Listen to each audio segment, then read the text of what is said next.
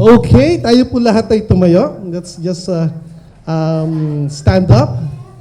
At ating i-welcome ang bawat isa. Yan. Let's just move around and let's just welcome mga kids sa Kids Church. Say hi, hi!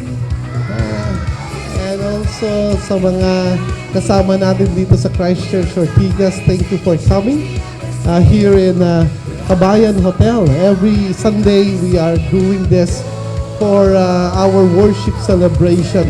And also, sa mga nasa online, thank you for joining us this afternoon. We have a very interesting theme, of course, yung His story. And you know what? Ngayong araw na ito, ang pinaka-last ng topic na yon. So, it's a good run dahil nagsimula yung taon na to. That's our theme, His story. At ang kwento niya umabot from January until today, of August. So, expect next week, expect a new theme for our worship celebration. Okay. Sino dito ang ready na magpuri sa Panginoon? Sino nga? Yan, marami nang ready magpuri sa Panginoon. But before anything else, tayo ay manalangin. Let us pray. Join me in prayer. Let us pray. Let us pray. Okay, magpe-pray na tayo. Let us pray. Lord Jesus, we thank you for today. Salamat po sa presence ng bawat isa. Salamat dahil kayo ay mabuting Ama sa amin. Salamat sa inyong pag-ibig. Thank you so much, dear God, for giving us this opportunity to worship you, to give glory to your name, to praise your name.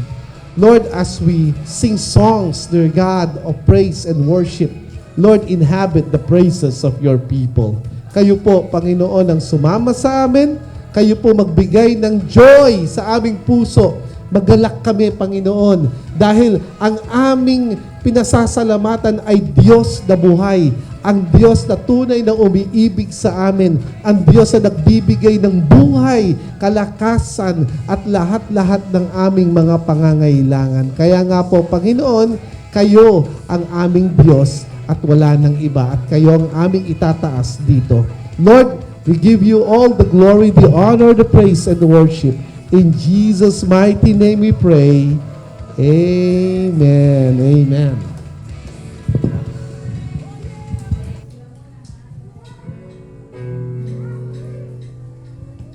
In Psalms 37, verse 4 to 5, delight yourself also in the Lord, and He shall give you desire of your heart. Commit your way to the Lord, trust also in Him, and He shall bring it to pass.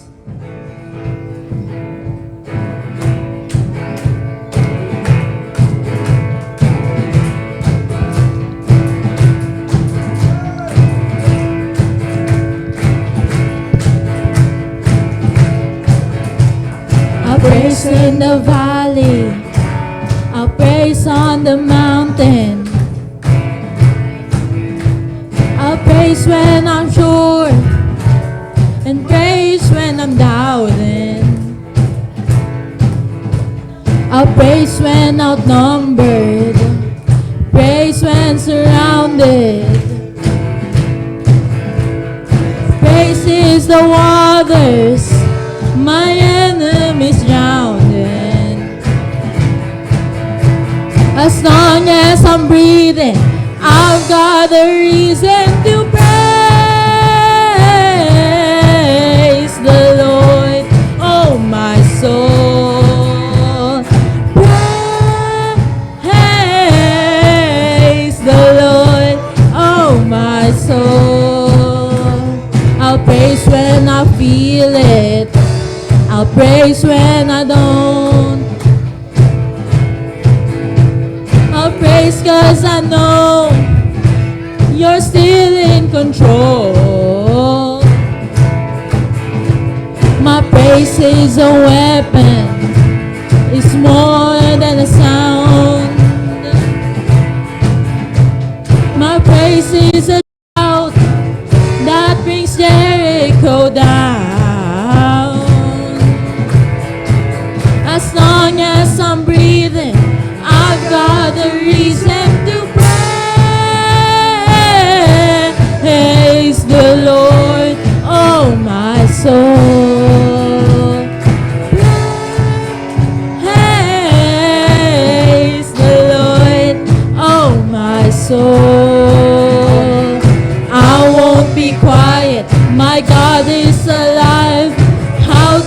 I keep it inside? I won't praise the Lord, oh my soul.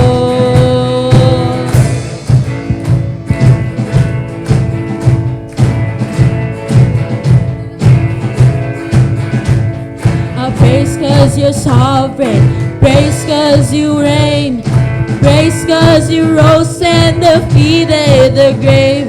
I'll praise 'cause you're faithful, praise 'cause you're true, praise 'cause there's nobody greater than you. I'll praise 'cause you're sovereign, praise 'cause you reign, praise 'cause you rose and defeated the grave.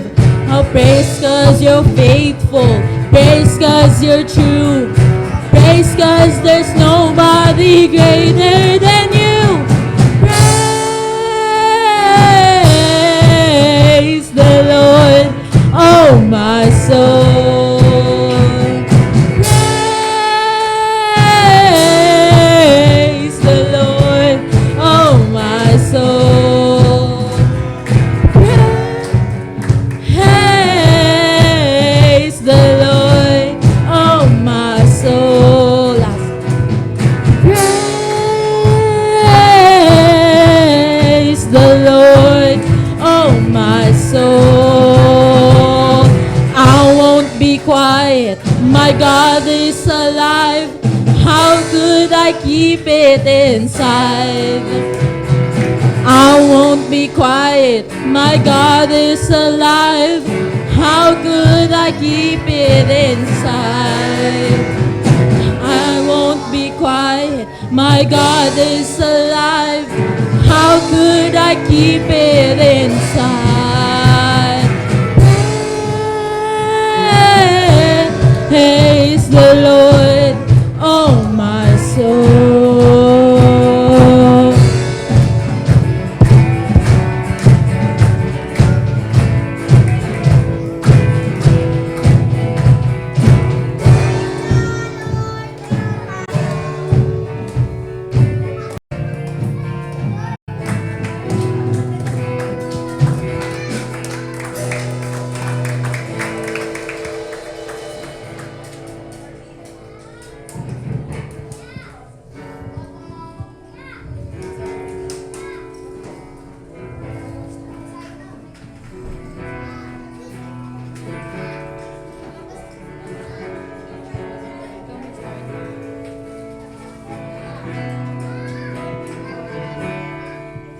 Only for the moment, but still in your presence, All the noise dies down.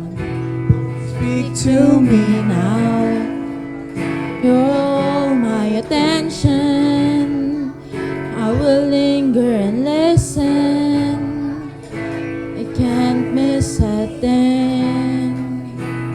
Lord, I know my heart wants more of you. My heart wants something new, so I surrender all.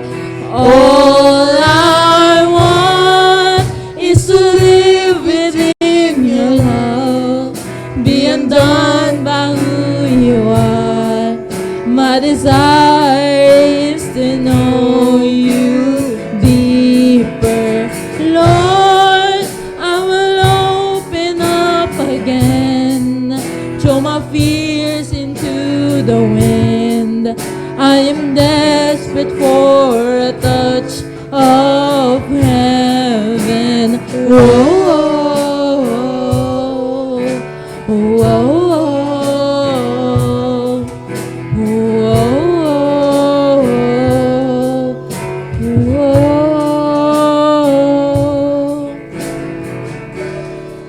You're the fire in the morning, you're the cool in the evening, the breath in my soul, oh, the life in my bones. There is no hesitation in your love and affection. It's the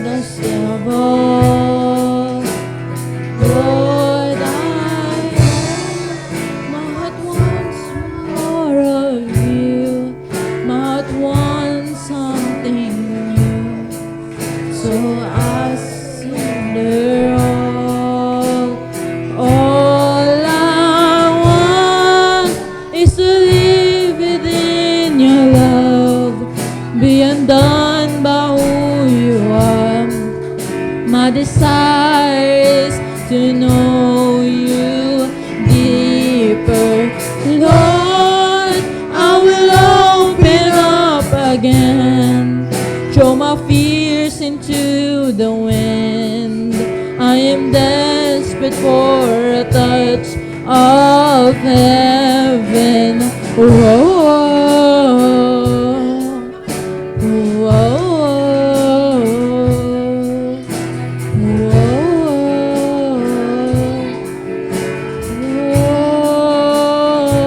One more time.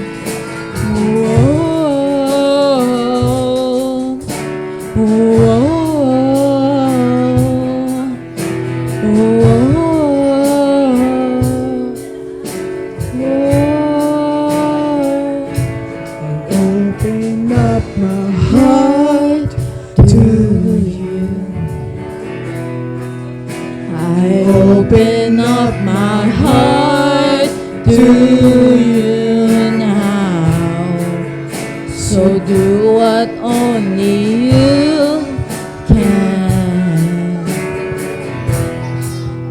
I open up my heart to you. I open up my heart to you now.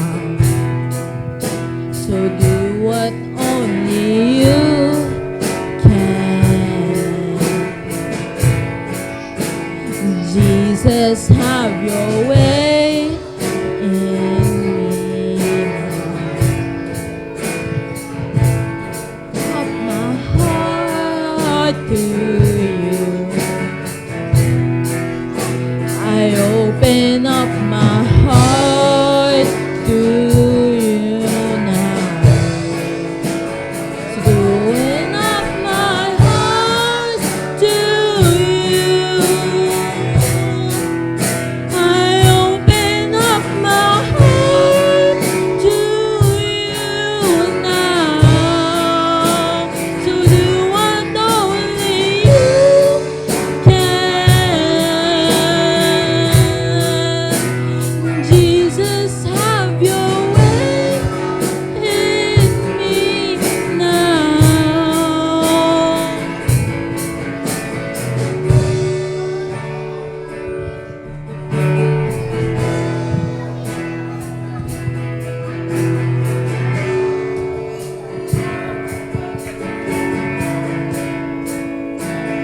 All I want is to live within your love.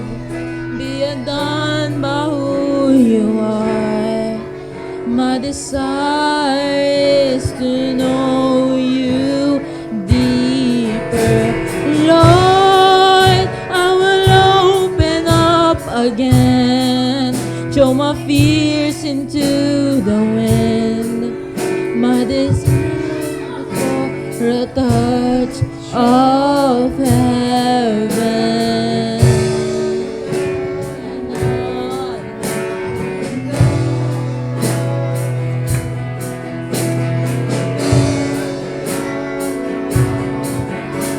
Na, na, na.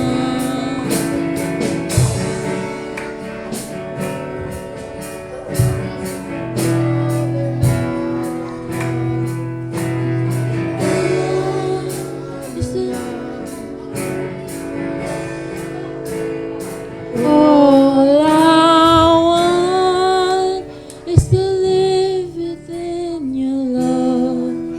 Be undone by who you are. My desire is to know you deeper. Lord, I will open up again. Throw my fears into the wind. I am desperate for a touch of heaven.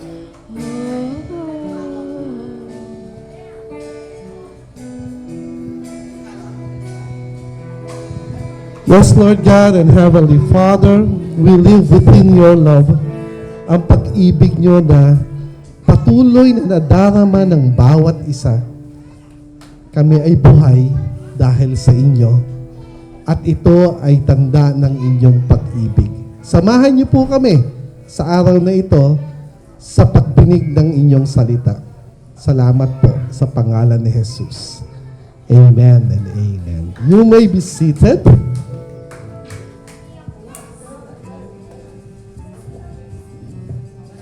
We will have a communion right now.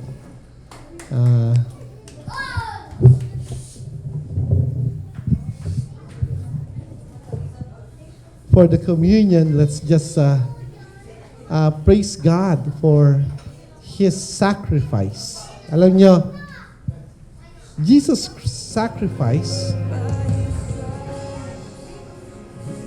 means, ang ibig sabihin ng sakripisyo ng Panginoong Jesus ay ating kalayaan at ang ating buhay. Kung hindi si Jesus ay napako sa krus, wala tayong buhay at wala tayong pag-asa. Ito ay sabi ng Panginoon, kung sino man ang manampalataya sa akin ay magkakaroon ng buhay na walang hanggan. That is why we are doing this one. Dahil ang sabi niya rin, gawin ninyo ito bilang pag-aalala sa akin.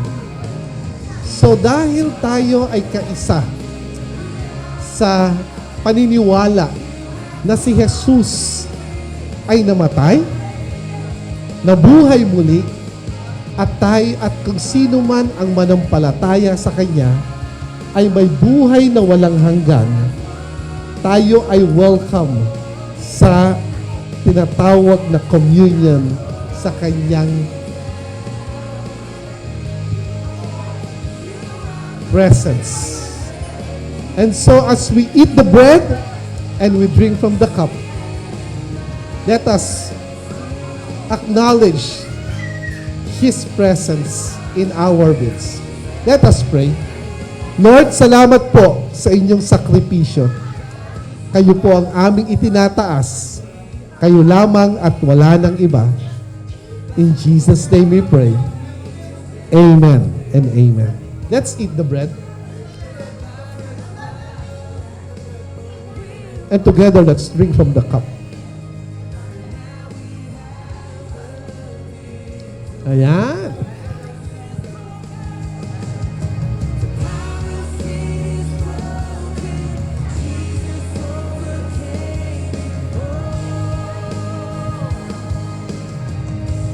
Wow.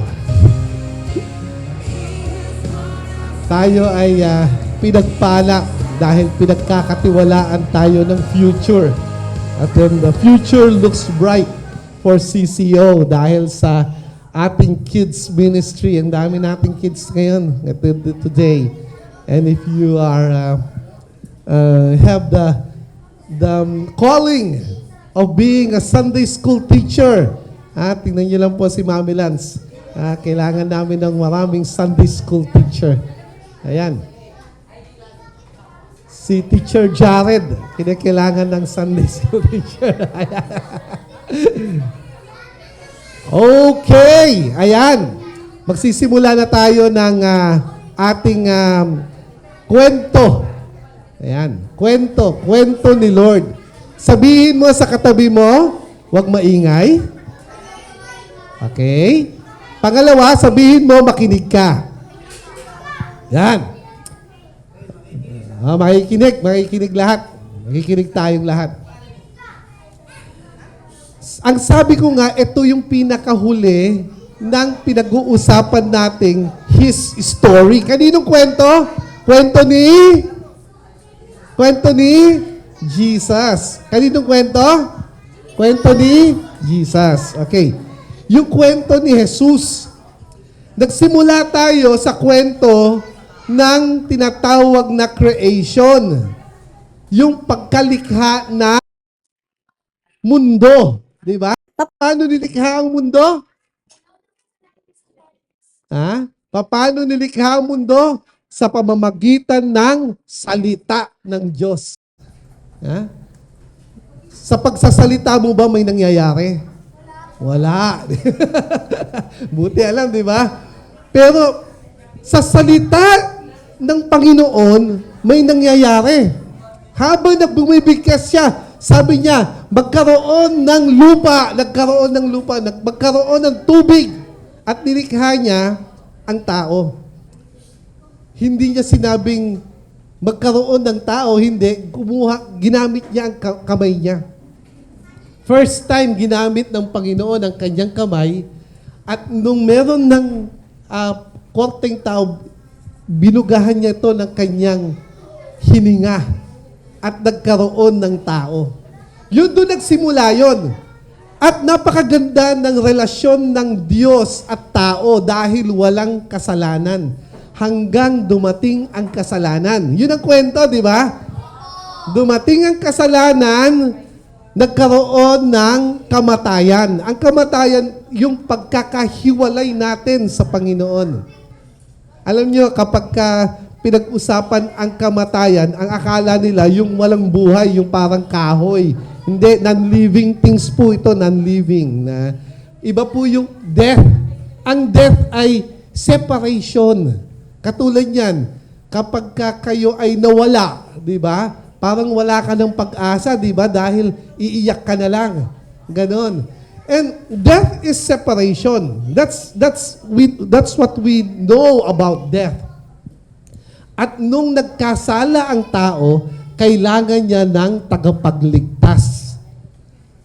Gumawa ang Panginoon ng way para iligtas ang tao. Sino yung pinadala niya?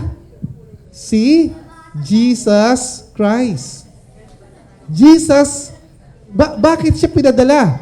Sabi doon sa John 3:16, kung sino man ang manampalataya. For God so loved the world that He gave His only begotten Son, that whoever believes in Him shall not perish but have everlasting life. Ang galing ng mga bata, di ba? So, yun yung paraan ng Panginoon para tayo ay maligtas. And then, after that, namatay ang Panginoong Jesus, nabuhay muli, kung sino dito ang naniniwala kay Jesus. Kung ikaw ay naniniwala kay Jesus, ay ikaw ay magkakaroon ng buhay na walang hanggan. Ha? Ganun ba yun? Yes. Alam niyo kung bakit ganun? Dahil wala tayong pwedeng gawin para iligtas natin ang sarili natin. Dahil ang sabi rin sa Romans 6:23, ang kabayaran ng kasalanan ay kamatayan. Sino dito ang hindi nagkakasala?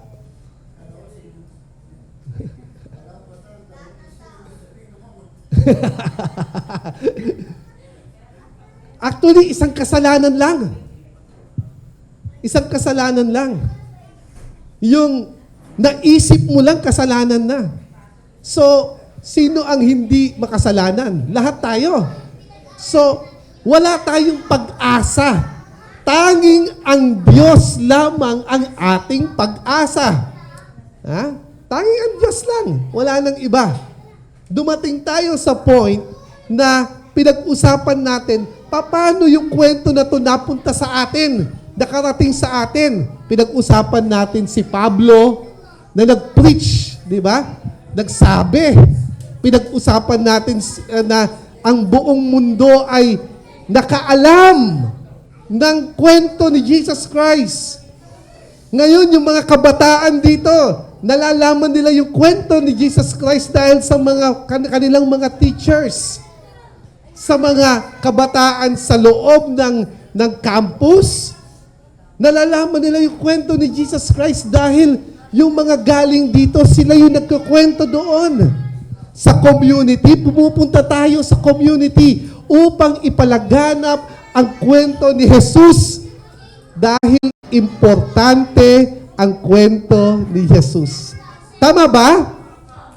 Important. Bakit importante? Dahil pag natapos ang buhay dito sa mundo, ang susunod na buhay ay ang buhay na walang hanggan. Yun ang susunod na buhay. Now, katapusan. Actually, walang katapusan ito. Kaya nga, buhay na walang hanggan. Meron bang katapusan ng buhay na walang hanggan? Kaya nga walang hanggan di ba?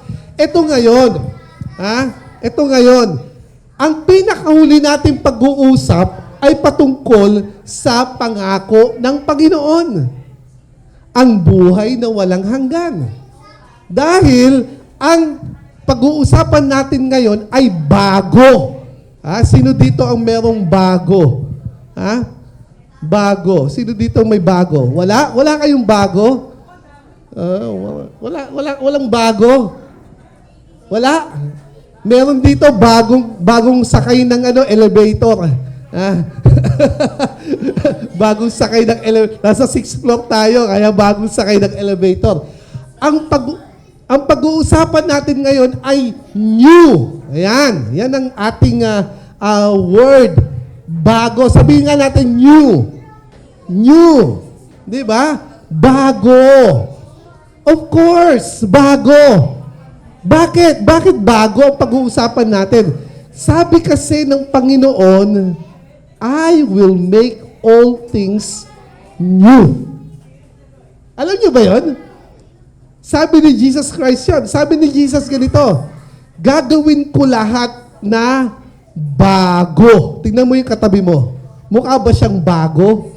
Hindi, luma pa rin, di ba? Luma. Yung sinasabi niyang bago ay kakaiba. Ito ngayon. Sa Revelation chapter 21, ito na, Revelation na. Ang Revelation ay ang pinakahuling aklat sa Bible. Tama, di ba?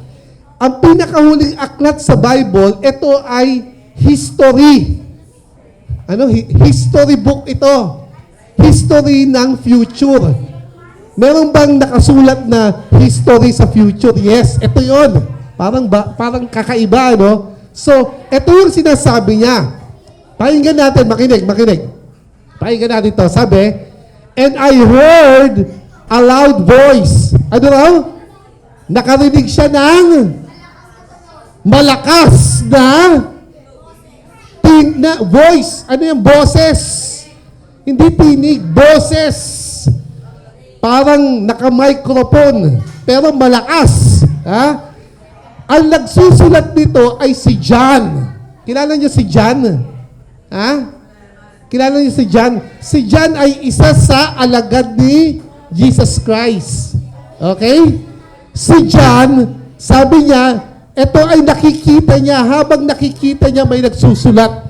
Sinasabi niya, and I heard, nakarinig ako ng malakas na boses. Ano yung malakas na boses na yon? Sino yon? Sino yung malakas na boses? Si God, di ba? May malakas na boses. Narinig nyo na yung boses ni God? Of course, hindi pa, di ba? Baka tayo mabingi. Hindi kakayanin ng tenga natin. So ito, nakarinig ako ng boses, ng malakas na boses, doon sa tinatawag na, ano yung throne? Alam niyo yung throne? Alam niyo yung throne? O upuan siya? Upuan ng hari. Di ba? Nakarinig ako ng boses doon sa upuan ng hari. At sinasabi niya, behold! Yung behold, yung sinasabing behold dyan, makinig kayo. Ito yun. Ito. Sabi niya, the tabernacle of God is among men. Alam niyo yung tabernacle?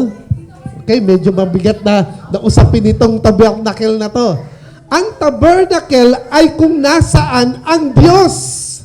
Yun ang pinakamadaling explanation. Di ba?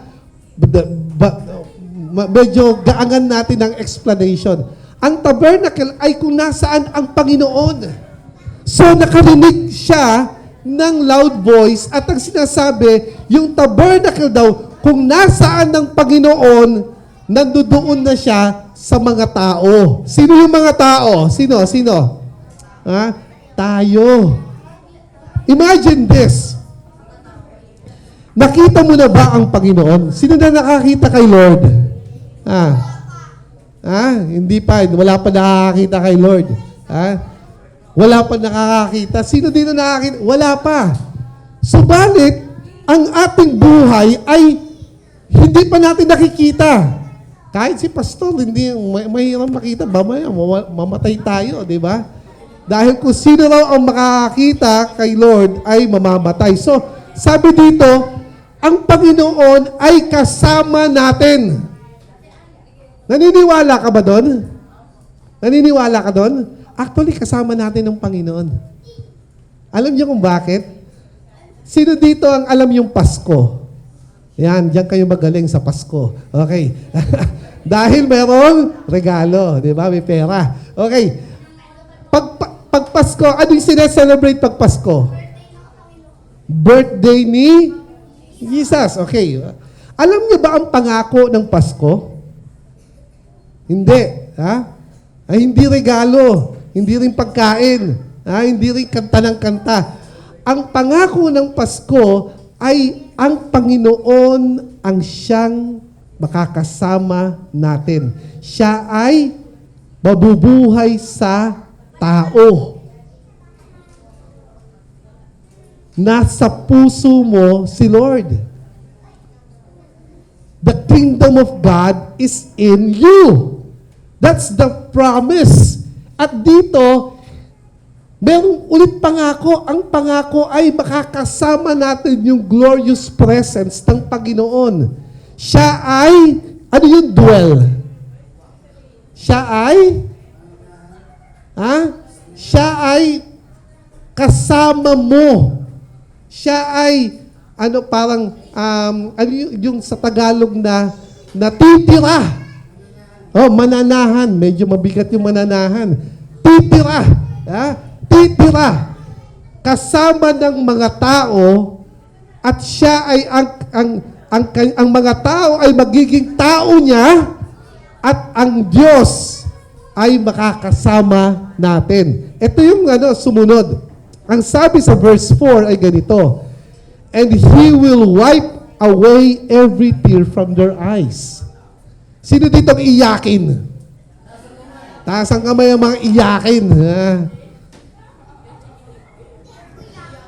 Ang pangako ni Lord ay wala ng sorrow. Wala ng paghihirap. Yun ang pangako. Yung kwento na to ay pangako ng Diyos. Wala na. Kasi pupunasan daw ng Panginoon lahat ng mga luha. Yan. And there will no longer be death. Wala ng kamatayan. Ang kamatayan ay, sabi natin kanina, separation. And there will be no longer any mourning or crying or pain or bad breath. Ay, wala pala dyan. Sabi, wala pala dyan. The first things have passed away. Sabi, nawala na. And then in verse 5, may verse 5 pa ba tayo? Ang verse 5, sabi niya, behold, I am making all things new. Bago. Bago lahat. Ibig sabihin nito, bago ang lahat. Nagbago ang lahat sa buhay ng tao. Bakit? Meron ng bagong langit at bagong lupa. Alam niyo yung pinag-uusapan natin ngayon, siguro ang hirap-hirap namang intindihin yan. Yan. Dahil mahirap intindihin, minsan ay parang ang layo, di ba, sa atin. Paano natin palalapitin? This is how it should be.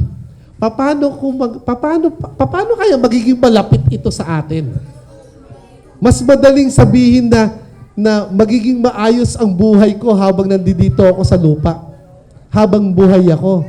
Yun ang hinahangad natin eh. Hangad natin na magkaroon ng maayos na buhay. Amen.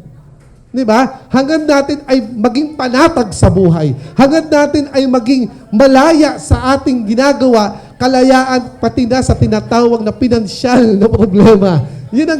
Pero kung ito yung pag-uusapan natin, parang teka muna. Matagal pa yan eh. Hindi pa ngayon yan. Ito yung catch dito. Alam nyo ba, habang binabanggit ito ay ang Panginoon ang nagsasabing kasama ka. Kung ikaw ay na kay Jesus, kung ikaw ay tumanggap kay Jesus, ang buhay na walang hanggan ay hindi nagsisimula sa araw ng kamatayan. Ang buhay na walang hanggan ay nagsimula nung tinanggap mo si Jesus bilang iyong Panginoon at tagapagligtas. Ang ibig sabihin nito, ang tinatawag na kaayusan, ang tinatawag na kapayapaan, ang tinatawag na kalusugan, ang tinatawag na pagiging wagi sa buhay, nagsimula na nung tinanggap mo si Jesus bilang Panginoon at tagapagligtas. Hindi kung kailan mamamatay ka, saka mo lang makakamit ang lahat ng yun. Amen. Palakpakan natin ang Panginoon. Ha? Minsan, ang layo eh. Parang napakalayo naman ito. Ang layo ng pinag-uusapan natin. Bago. Nagbago ang buhay mo nung tinanggap mo si Jesus. Nagbago ang buhay ko nung tinanggap ko si Jesus. Ang ginawa niya, inayos niya ang lahat sa buhay ko at ang lahat ay bago. Paano nagiging bago ang buhay? Ang una ay ang bagong pag-iisip. Tama? Nagbago ang pag-iisip natin. Dahil bago ang pag-iisip natin, alam natin na kasama natin si Lord. Amen. Minsan ang hirap isipin eh. At kung madalas, kapag tayo, alam niyo yung word na malas, wala po yun sa Bible. Pero gagamitin ko na rin para maintindihan natin. Yung word na malas, kapag ka minamalas ka, akala mo ay malayo sa'yo si Lord. No, it's not. Kapag ka dumadaan ka sa mga ganong mga bagay, yon ay pag-aaral mo galing kay Lord. Ang hirap naman ng pag-aaral yun, yes. Para ikaw ay matuto. Ano matututunan natin kung puro saya? Iyahain na lang sa iyong pagkain, ibibigay na lang sa iyo lahat. Lahat ng mangyayari, lahat na lang okay, di ba? Meron ako napanood, meron ako napanood na nasa spaceship sila. Nung umpisa, ang titikas pa nila, dahil lahat meron na, tumaba sila ng tumaba, hindi na sila makalakad. Cartoons yun. Pero tawa ako ng tawa habang nakikita ko. Wall-E. Yun, biglang gumugulong na lang sila kasi hindi na sila makalakad sa sobrang taba nila. Subalit, lahat ng pinagdadaanan natin sa buhay, ito ay inaalaw ng Panginoon upang tayo ay matuto. At ang mag-aaral natin sa buhay, ito ay ginagamit ng Panginoon upang matulungan natin ang ating kapwa. Kaya nga sabi niya, I will make all things new. Kapag ka may pag-asa, nagbabago ang lahat. That's the truth. Kung walang pag-asa, talunan ka. Subalit, ang tanging pag-asa ng Diyos, ng tao, ay ang Diyos. Yun ang tanging pag-asa. Wala nang iba. So when he say, I will make all things new, ito yung sinasabi niya. And he said, write. Ano raw? Isulat. Nagsusulat ba kayo? Wala naman kayong ballpen eh. Okay. Sabi, write, for these words are faithful and true. Ito ay, faithful means, mapagkakatiwalaan. Ito ay katotohanan. Ano ang totoo? Alam niyo ba na ang katotohanan ay ang salita ng Diyos? Wala nang iba. Walang ibang totoo. Kung ang sinasabi ko dito, ito yon. Pag nagsasalita ako dito, hindi ayon sa salita ng Diyos, opinion ko yon. Subalit kapag nilagyan natin ng salita ng Diyos, yun ang katotohanan. So, this verse talks about what? Faith, His faithfulness and truth. Kaya nga, tingnan mo ang katabi mo. Yan, pagmasdan mo siya. Pagmasdan mo siya. Ha? Siya ay nabubuhay sa buhay na walang hanggan. Kaya siya ay bago. Amen. Bago. Sabi mo sa katabi mo, bago ka. Hindi yung nagbago ka. Magbago ka na. Hindi. Bago ka. Yan, bago. Dahil nasa iyo si Lord, ikaw ay bago. Lahat ng kasamaan ng mundo, lahat ng mga pinagdaan ng kasalanan ng tao, ito ay kinuha ng Panginoon sa iyo at pinalitan ng maayos na buhay. At ang buhay mo ngayon ay bago. Amen. Amen. Ano ngayon ang gagawin natin? Dahil bago ang buhay ko, ito ang pwede mong gawin. Magpasalamat sa Panginoon. Iparamdam mo ang malalim na pasasalamat mo sa Panginoon. Ikaw ay magpuri sa Panginoon at tayo ay patuloy na magsama-sama sa pagpupuri sa Panginoon. Yun ang una. Yun ang una. Ang pangalawa ay ibalita mo sa kapwa mo ang patungkol kay Jesus na siya lamang ang tanging pag-asa ng ating buhay. So maliwanag naman, di ba? Yun ang kwento ni Jesus. At sa kwento na to, sabi niya, Behold, I am making all things new. Sino raw gagawa? Sino? Si Lord. Tama ba? Yung I dito, tinutukoy niya yung sarili niya. Hindi natin kayang baguhin ang tao. Tingnan mo yung katabi mo, hindi mo yan kayang baguhin. Ha? Matigas ang ulo niyan. Sabihin ko sa iyo. Ha? Sabi, ang kayang magbago dyan ay ang Diyos. Madalas, meron nag-aaway na mag-asawa eh. Sabi sa akin, Pastor, ayaw niya magbago. Pastor, ayaw niya magbago. Ano mang ginagawa mo?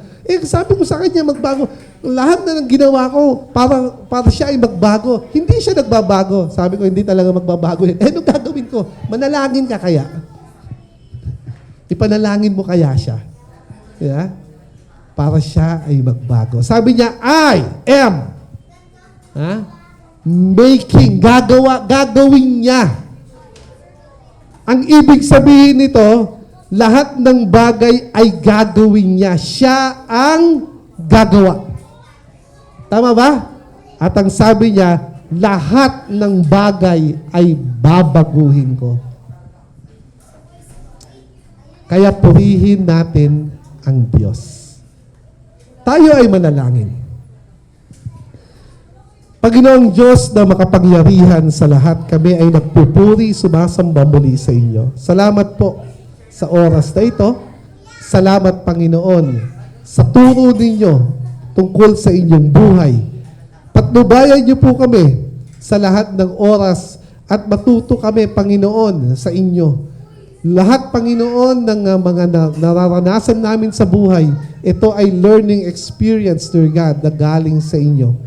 At nawa, Panginoon, sa lahat ng ginagawa ninyo, Panginoon, ang kabutihan ninyo, magkaroon kami ng opportunity na ibahagi ito sa iba. Nawa rin, Panginoon, ang lahat ng mga pagbabahagian namin ay makikinig at kayo ay tatanggapin bilang kanilang Panginoon at tagapagligtas. Salamat sa kwento, Panginoon. Salamat tunay na mabuti po kayo. Ito po ang aming samot dalangin sa pangalan ni Jesus. Amen and amen. God bless po.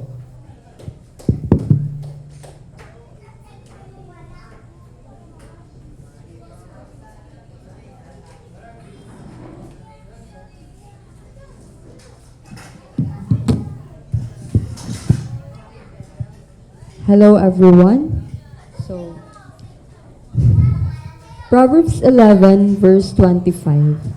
Whoever brings blessings will be enriched, and one who waters will himself be watered. So it highlights the principle of reciprocity and generosity. It emphasizes the idea that doing good for others often leads to positive outcomes for oneself. This verse is often cited to encourage a spirit of giving and caring within communities. It help givers to remember that contributions given in faith play a significant role in supporting the church mission and ministry in alignment with God's generous nature. So let's pray. Heavenly Father, creator of all things, we come before you today, seeking your divine guidance and wisdom. Our hearts are full of gratitude to all the blessings that you've given to us. As we gather as a congregation to discuss the significance of tithes and offerings, we recognize the importance of this conversation in our journey of faith. We ask for divine wisdom to fill our hearts and minds. Help us understand the impact of stewardship on our spiritual lives and our community.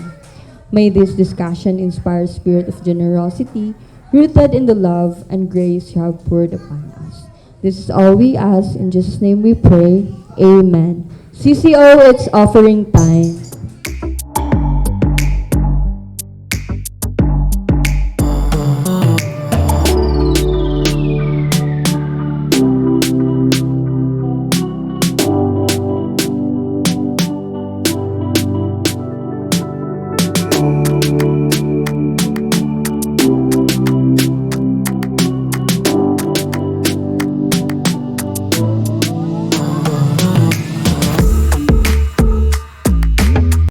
Hi, and welcome to our service. If you're new here, you may be wondering who we are and what this church is all about. Well, the heart of the matter is this. We're a group of people doing our best to love God and love those around us. One of the ways we express this love is through worship, because our God is truly amazing. He created everything, great and small, and His love for us is incredible, powerful, and completely unconditional. We also spend time looking into His Word, the Bible, and receive practical teaching to guide us along His path in our everyday lives. But it doesn't end when the service is over. Throughout the week, we gather in groups to serve, pray, reach out to our community, and sometimes just to hang out and have fun. Life is full of challenges, and none of us are perfect. But we believe that's one of the reasons God has brought us together. We're all here to help and support each other through each step of life's journey, because nobody should have to travel alone. So thanks for joining us today. No matter who you are, we want you to know you are welcome.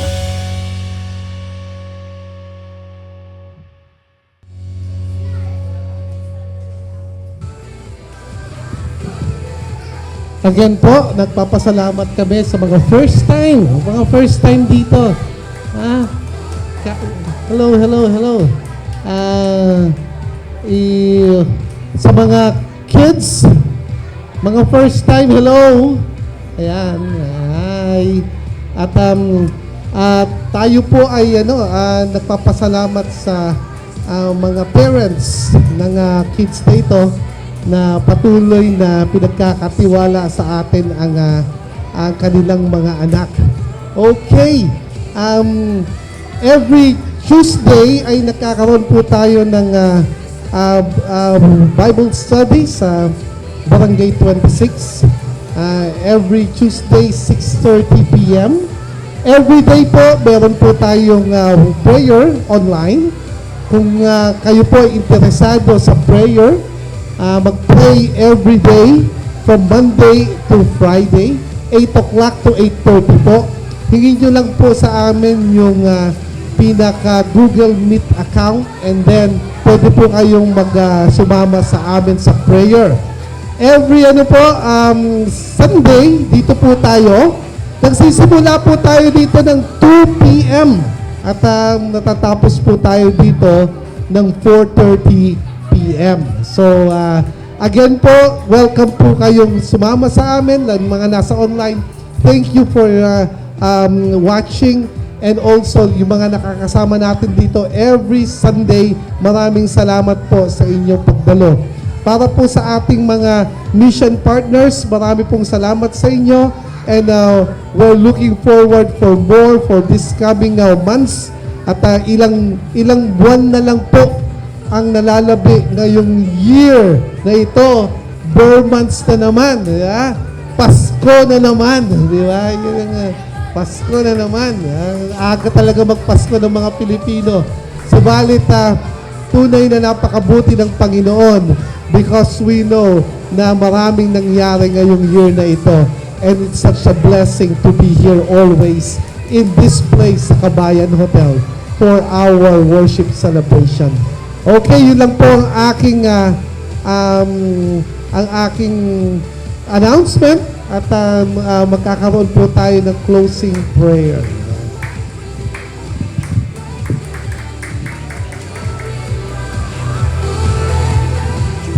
Mga bata, magandang hapon sa inyo. Tayo po ay tumayo, lahat po tayo.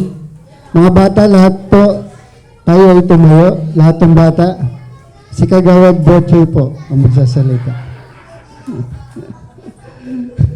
Pinuliti ko. Mga bata, makinig po. Makinig po. Diyan. Okay, magpe-pray tayo, mga bata. Okay, let's all stand and let's all bow our heads. Dakilang Ama na makapangyarihan sa lahat, Panginoon ko. Lord, salamat po sa hapon ito. Salamat na muli, Panginoon, kami ay nakakapag-celebrate, Panginoon, ng iyong story, ng iyong kabutihan, Panginoon, sa amin.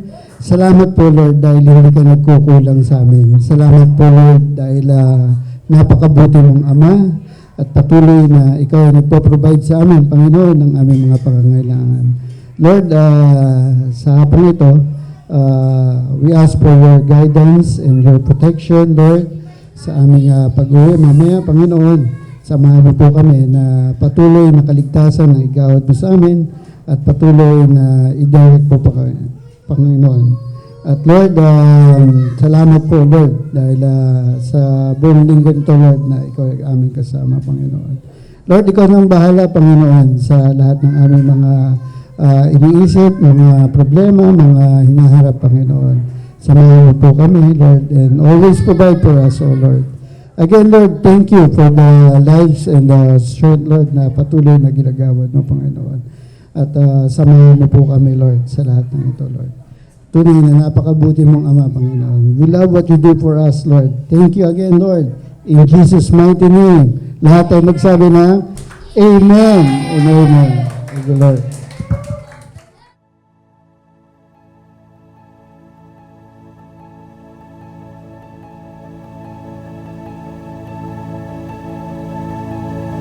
Praise God from whom all blessings flow.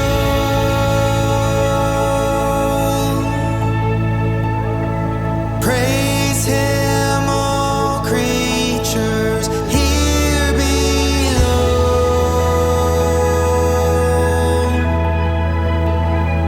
Praise Him above the heavenly hosts. Praise Father, Son, and Holy Ghost.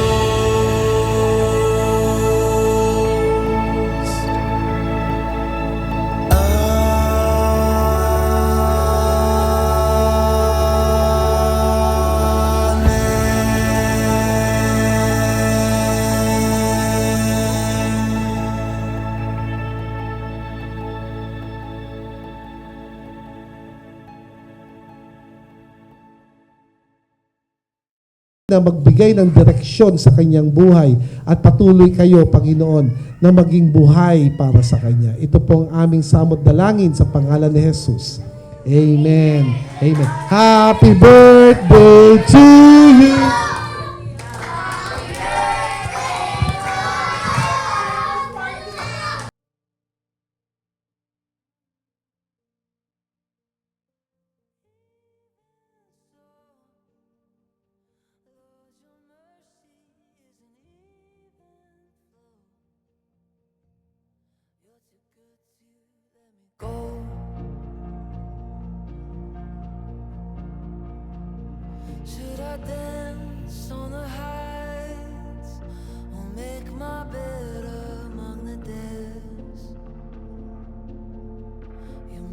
mercy waits at every end,